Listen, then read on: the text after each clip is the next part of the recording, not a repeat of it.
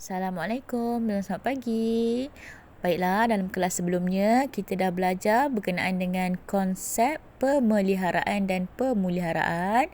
Okay, untuk hari ini kita akan tengok pula berkenaan dengan kegiatan manusia yang menyebabkan kepupusan tumbuh-tumbuhan semula jadi dan hidupan liar. Baiklah, dalam subtopik kali ini, kita akan melihat bagaimana kegiatan manusia menyebabkan berlakunya kepupusan terhadap tumbuh-tumbuhan semula jadi dan hidupan liar yang berlaku di seluruh dunia. Jadi, tanpa berlengah lagi, mari kita sama-sama melihat dan mendengar penerangan cikgu berkenaan dengan kegiatan manusia yang telah menyebabkan berlakunya kepupusan tumbuh-tumbuhan semula jadi dan hidupan liar. Seperti yang kamu sedia maklum, terdapat pelbagai kegiatan manusia yang telah menyebabkan berlakunya kepupusan tumbuh-tumbuhan semula jadi dan hidupan liar yang berlaku di dunia. Oleh itu, marilah kita sama-sama melihat terlebih dahulu beberapa kegiatan manusia yang telah menyumbang kepada berlakunya kepupusan terhadap kedua-dua spesies tersebut. Okay, yang pertama ialah aktiviti pembalakan, di mana pembalakan ini dilakukan untuk mendapatkan sumber kayu balak yang terdiri daripada cengal, meranti dan juga keruing.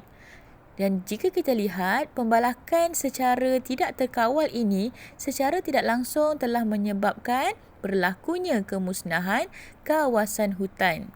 Berdasarkan gambar yang cikgu tunjukkan, jelas bahawa aktiviti pembalakan secara tidak terkawal telah menyebabkan berlakunya kepupusan tumbuh-tumbuhan semula jadi dan hidupan liar, ekoran daripada kehilangan habitat, di mana seperti yang kamu ketahui, habitat merupakan tempat perlindungan dan juga merupakan lokasi haiwan-haiwan dan juga tumbuh-tumbuhan semula jadi ini mencari makanan.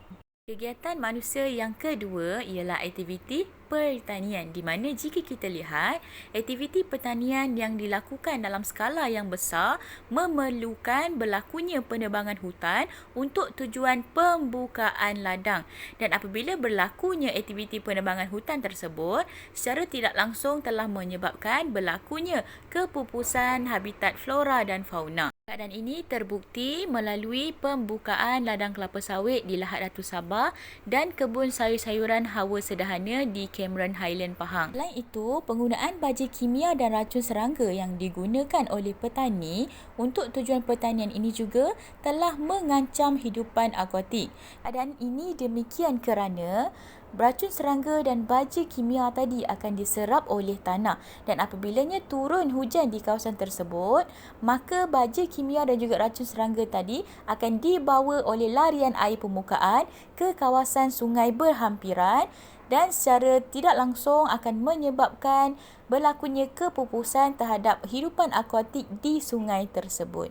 Kegiatan pertanian ini juga akan menyebabkan berlakunya penerokan hutan yang akan membawa kepada kemusnahan sumber kayu yang berharga seperti kayu berlian dan juga kayu tualang. Baiklah, seterusnya kita akan lihat kegiatan manusia yang seterusnya, iaitu pembinaan empangan. Kamu kena tahu bahawa dalam proses pembinaan empangan, kawasan hutan dalam skala yang besar akan ditenggelamkan. Dan bila kawasan ini ditenggelamkan, maka secara tidak langsung, habitat tumbuh-tumbuhan semula jadi dan hidupan liar ni akan turut sama musnah. Selain itu, berlaku juga perubahan pada kualiti air yang telah menyebabkan kepupusan beberapa spesies hidupan akuatik, terutamanya spesies ikan air tawar seperti kelah dan tenggalan. Selain itu juga, misalnya, pembinaan empangan temenggur di Perak telah menghalang laluan migrasi tuntung dan juga ikan air tawar, dan seterusnya mengganggu tabiat pergerakan dan pembiakan kedua-dua spesies ini. Gangguan yang berlaku di kawasan tersebut telah menyebabkan bilangan ikan air tawar seperti ikan terubuk sungai di Sungai Perak ini sudah semakin berkurangan. Kegiatan manusia yang keempat ialah aktiviti pemburuan haram, di mana jika kita lihat, aktiviti ini merupakan punca utama yang telah menyebabkan berlakunya kepupusan spesies hidupan liar di dunia. Dan jika kita lihat, haiwan-haiwan ini diburu untuk tujuan mendapatkan anggota badan mereka yang mempunyai nilai yang sangat tinggi seperti kulit, gading, sumbu dan juga tanduk. Dan jika kita lihat, anggota-anggota tersebut digunakan dalam industri-industri fashion dan sebagainya.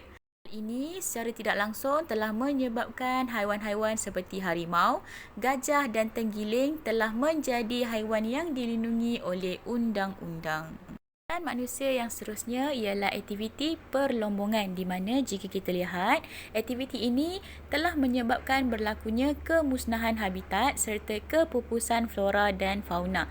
Keadaan ini demikian kerana pengusaha perlombongan tersebut perlu melakukan aktiviti penebangan hutan dalam usaha untuk memudahkan mereka untuk memindahkan atau membawa keluar hasil perlombongan yang telah dilakukan. Selain itu juga, aktiviti perlombongan ini akan menyebabkan berlakunya hakisan tanah yang akan membentuk kelodak, di mana kelodak tersebut akan mengalir ke dalam sungai dan seterusnya mengancam hidupan akuatik yang berada di sungai tersebut.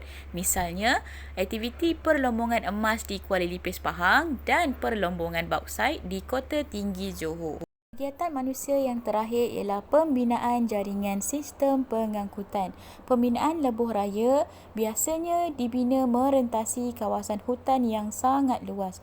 Jadi keadaan ini secara tidak langsung telah memusnahkan kawasan hutan yang menjadi habitat kepada tumbuh-tumbuhan semula jadi dan hidupan liar. Misalnya, pembinaan lebuh raya Pantai Timur (LPT) dan juga lebuh raya Pan Borneo. Okey, baiklah, seterusnya kita akan lihat berkenaan dengan kegiatan manusia yang berlaku di dunia, iaitu yang pertama, pemburuan haram di Malaysia, di mana keadaan ini merupakan punca utama kepada kepupusan hidupan liar di Malaysia.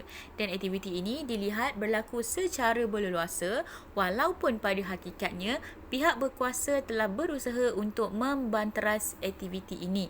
Keadaan ini berpunca ekoran daripada nilai atau harga pasaran yang tinggi bagi haiwan tertentu, permintaan tinggi dari negara luar terhadap anggota badan haiwan seperti kulit, gading, tanduk dan organ dalaman. Malaysia sememangnya terkenal dengan kepelbagaian hidupan liar yang berharga seperti harimau Melaya, harimau akar, badak sumbu, seladang, gajah dan juga beruang matahari. Dan daripada permintaan yang tinggi terhadap anggota badan haiwan tersebut yang mempunyai nilai pasaran yang tinggi, secara tidak langsung telah menyumbang kepada kepupusan hidupan tersebut di Malaysia. Selain Malaysia, China juga menjalankan kegiatan manusia yang telah menyebabkan berlakunya kepupusan hidupan liar dan juga tumbuh-tumbuhan semula jadi di negara tersebut melalui pembinaan empangan, di mana empangan 3 gaung atau Three Gorge Dam merupakan salah satu projek empangan hidroelektrik yang terbesar di China yang bermula pada tahun 1994 dan siap sepenuhnya pada tahun 2012, di mana empangan ini meliputi kawasan seluas 1045 km persegi. Pembinaan empangan ini telah menyebabkan keluasan kawasan hutan merosot kira-kira 10%. Di samping itu, kemusnahan kawasan hutan telah menyebabkan berlakunya kehilangan habitat flora dan fauna.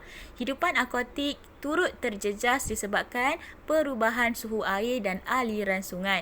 Kerana ini telah menyebabkan ikan lumba-lumba baiju di Sungai Yangtze dikatakan pupus akibat pembinaan empangan. Selain itu, ikan sturgeon Yangtze juga kini diancam kepupusan. Akhir sekali, aktiviti pembinaan lebuh raya di Brazil turut menyumbang kepada berlakunya kepupusan tumbuh-tumbuhan semula jadi dan hidupan liar di negara tersebut. Lebuh raya Trans-Amazon merupakan sebuah lebuh raya yang dirancang merentasi kawasan hutan Amazon di Brazil. Lebuh raya ini telah mula dibina pada tahun 1970, namun telah diberhentikan pembinaannya pada tahun 1974 ekoran daripada bentuk muka bumi yang menyukarkan pembinaannya. Namun demikian, pembinaan sebahagian daripada lebuh raya tersebut secara jelas telah mendatangkan kesan yang sangat besar terhadap tumbuh-tumbuhan semula jadi dan hidupan liar di kawasan tersebut.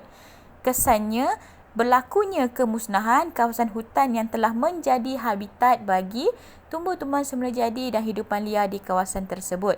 Selain itu, penerokan hutan secara haram juga turut meningkat di sepanjang laluan lebuh raya yang telah menyebabkan lebih banyak kawasan hutan telah berjaya dimusnahkan. Di samping itu, laluan tersebut juga membolehkan pemburu haram untuk masuk ke kawasan hutan Amazon ini yang sememangnya kaya dengan kepelbagaian spesies hidupan liar yang berharga. Baiklah, cikgu ingin simpulkan di sini bahawa walaupun kegiatan manusia yang dijalankan ini memberikan kesan yang positif kepada manusia dari segi pendapatan dan juga ekonomi, namun aktiviti-aktiviti ini secara tidak sedar telah menyebabkan berlakunya kepupusan hidupan liar dan juga tumbuh-tumbuhan semula jadi. Baiklah, berakhirnya penerangan cikgu tadi, maka berakhirlah kelas kita pada hari ini dan kita akan jumpa lagi dalam kelas yang berikutnya. Okey, baiklah, terima kasih. Assalamualaikum.